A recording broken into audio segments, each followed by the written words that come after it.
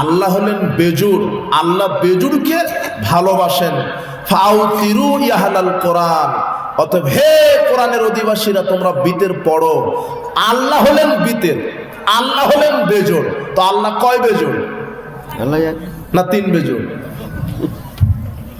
তাহলে এই হাদিস কি দিয়ে বুঝাবেন জাতিকে? তাই বলে 3 রাকাত পড়া যাবে না এটা নয়, 3 রাকাতেরও হাদিস আসছে, 5 রাকাতেরও হাদিস আসছে, 7 রাকাত পড়েন, কিন্তু অধিকাংশ 1 রাকাতের পক্ষে, 1 রাকাতের হাদিসই বেশি। কথা বুঝেছেন?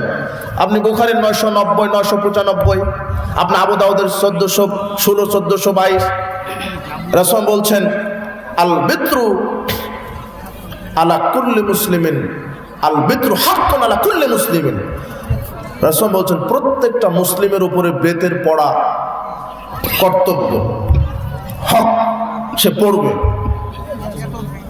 মায়াফআল মান আহাব্বা, যে ব্যক্তি চায় 1 রাকাত পড়ুক, যে ব্যক্তি চায় 3 রাকাত পড়ুক, যে ব্যক্তি চায় 5 রাকাত পড়ুক, স্পষ্ট হাদিস আসছে।